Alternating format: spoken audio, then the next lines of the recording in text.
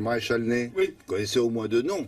Ney, N-E-Y, duc de Delchingen. Delchingen. Qui lui a donné ce titre? Ah ben, Napoléon, à la suite de cette bataille de Delchingen, comme il est devenu prince de la Moscova, après s'être battu pendant cette campagne de Russie, où il a soutenu l'arrière-garde, et vraiment il a été extraordinaire, il s'est jeté dans la bataille, comme à chaque fois. Il est entier. Fidèle de Napoléon. Oui. De Bonaparte peut-être même.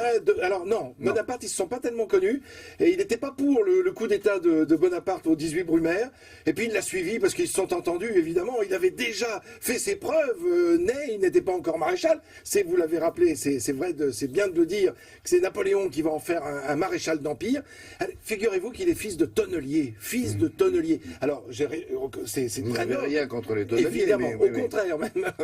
Si ce n'est que il naît dans un milieu très modeste, ce qui veut dire qu'il va grimper extrêmement rapidement. Alors c'est ce qui fait la force évidemment à la fois de la Révolution et puis des guerres d'Empire. C'est ça qui est triste à dire, c'est-à-dire qu'il faut des guerres pour que ces hommes deviennent des hommes célèbres. Parce que c'est là qu'ils se manifestent. Exactement. Alors lui, il se porte volontaire à 18 ans et très vite, en 2 ans, il devient capitaine alors qu'il est rentré dans le rang, ni plus ni moins. Et puis on va lui proposer d'être général, il va refuser. Puis une deuxième fois, il va accepter, il a 27 ans. Je vous propose de regarder des images et puis d'entendre ce qui va se passer, parce que vous avez raison, il va terminer fusillé. Pourquoi? Parce qu'il va falloir à un moment choisir son camp. Le voilà. Et vous comprenez bien à la couleur de ses cheveux qu'on va le surnommer le rougeau, crâne de tomate, le rouquin, tout simplement, parce que, mais surtout, les hommes qui l'accompagnent, parce qu'il est très près de ces hommes, vont le surnommer le brave des braves. Voilà sans doute le portrait le plus célèbre du maréchal Michel Ney. Et il est surnommé le brave des braves, mais aussi l'infatigable, le lion rouge. C'est pour dire s'il se bat sur tous les terrains. Et là, c'est une image d'Épinal, parce que c'est une des images où il s'est battu au cœur de ces hommes, au milieu de ces hommes, pendant cette campagne de Russie, cette retraite de Russie absolument effroyable. Et puis, à un moment, Napoléon va abdiquer pour la première fois, en 1814, et il va partir pour l'île d'Elbe, et là, il va falloir choisir. Et justement, il va prendre le parti de Louis XVIII, et quand Napoléon va revenir, on va lui demander d'aller l'arrêter, et ça va poser un problème. Écoutez-le. Tous les Français se jettent dans les bras de Napoléon. Je suis français, moi aussi.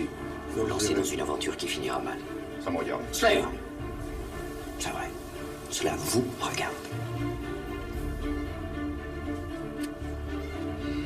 Bon. Je vais aller passer les troupes en revue et leur lire la proclamation. Vous venez avec moi? Eh oui, puisque c'est à la revue que tu vas faire connaître officiellement ta volte-face. Mais après, adieu. Et voilà, adieu. Qu'est-ce qui va se passer? Il va être Condamné jugé, à mort. condamné Et fusillé. et fusillé, comme le dit le texte que l'on vient d'entendre. Fusillé par un peloton d'exécution.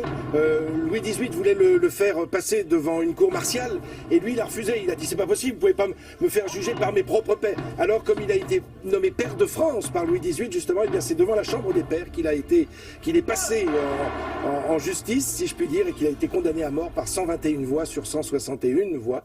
Donc c'est une fin extraordinairement terrible, mais il a pas su prendre le bon camp, si je puis dire, au moment des 100 jours et au moment où il fallait Est-ce que c'est choisir pour entre ça qu'il n'y a pas beaucoup de places, de boulevards ou d'avenues qui portent le nom de il y en a Ney? quand même, mais c'est vrai qu'il y en a moins que Murat, que Masséna, c'est vrai, vous avez raison. Alors sans doute est-ce une des raisons, mais quand même, il est resté dans l'imaginaire. Il y a une avenue Ney à Paris, un boulevard Ney. Boulevard Ney, je crois, oui. Boulevard Ney, oui, oui. absolument. Donc voilà, est-ce que ça fait partie des grands boulevards, des boulevards des maréchaux? Tiens, je vais regarder comme ça pour voir s'il est associé à tous ces maréchaux. Il doit manquer des maréchaux là-dedans. Oui, absolument. Bon, très bien. Merci beaucoup. William. Allez, au revoir. Au revoir.